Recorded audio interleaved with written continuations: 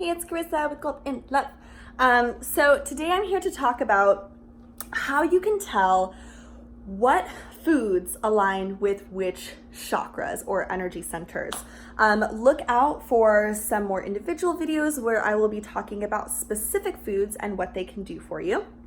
For this one, we're just going to go with a general code because there is a code with food that you can tell where it's going to align with your body. So a little info about chakras. So chakras are the energy centers of our body, right? So we have 7 general chakras, right here, boom, boom, and then right between the knees, the root.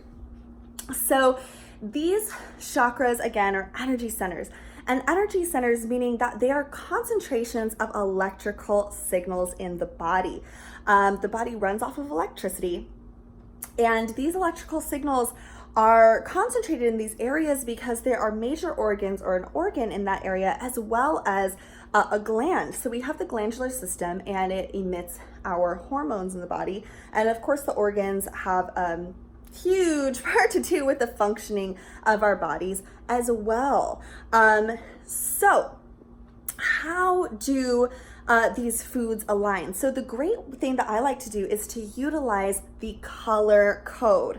So this doesn't mean that, I open my heart chakra, right? And it's going to be a different color than if I open my solar plexus. But what it does mean is that the chakras work off of colors, right? So you often see, the pictures, maybe like a person meditating, and then they have the chakra colors going up their body. It's red to violet, Roy G. Biv, from the root to the crown.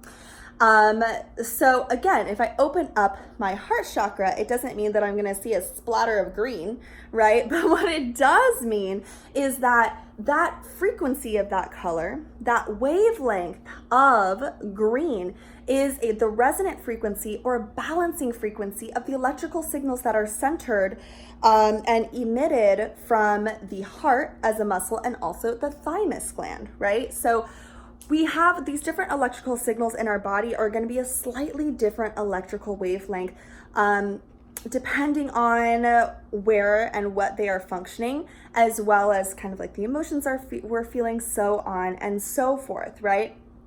And so if you remember back to kind of like, was it like maybe 9th grade science or something, your 9th grade science book, and they showed us the whole spectrum of wavelengths, and it went from like sound waves, which are really slow, all the way up to like ultraviolet and microwaves, which are super fast. And then right in the middle it has the tiniest bandwidth of visible light, right? And so those are also wavelengths. And so again, depending on what color we're looking at, it's going to have a different wavelength, and it's going to be a different balancing frequency that helps us to feel good and helps kind of like this area, this energy center, as well as the glands and the organs in that area, to function at a kind of like in a homeostasis, in a relaxed and again balanced state. So how do I know what food I need to be concentrated on? How do I know kind of like what chakra needs what, right? So we're always kind of told to have a colorful diet, which is absolutely beautiful. A colorful diet is a balanced diet, right? It gives you all different kinds of vitamins and minerals and balances all parts of your body.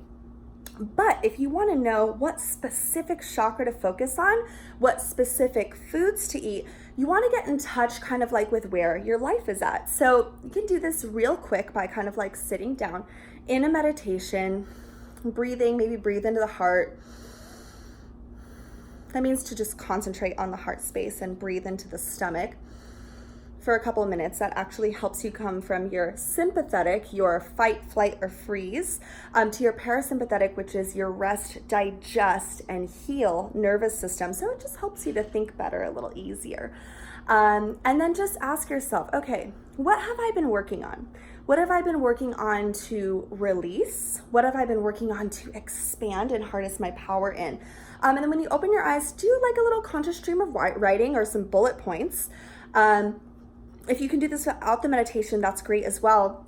And then look at what you've written and pair that up with the qualities of the different chakras. So if you're unsure what the characteristics of the different chakras are, I will link down in the description just like a little explanation of what they are and what functioning, what kind of like characteristics and functionings that they have.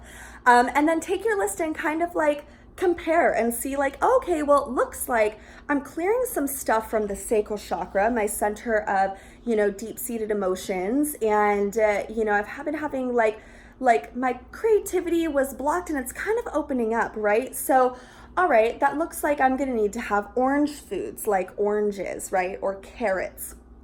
Or like, what? My third eye has really been trying to open. It's really been popping off. So I'm going to look at some indigo colored fruits or foods like blueberries, purple potatoes, or blackberries, right? So that is the way that we're going to understand what foods are going to be best for the chakras that we are working on. So if you have any questions, please ask me, leave a comment down below, and let me know, what chakra are you working on? What food's been tasting really good for you? And kind of like, is this your first time hearing about this, or does anybody else have any ideas of what you can do? Please hit the like button and subscribe to my channel, Caryssa Ramirez. Website and information on sessions are down below. I take sessions, I'm international, so I take sessions for distance healing and all that jazz. And yeah, I'll see you guys later.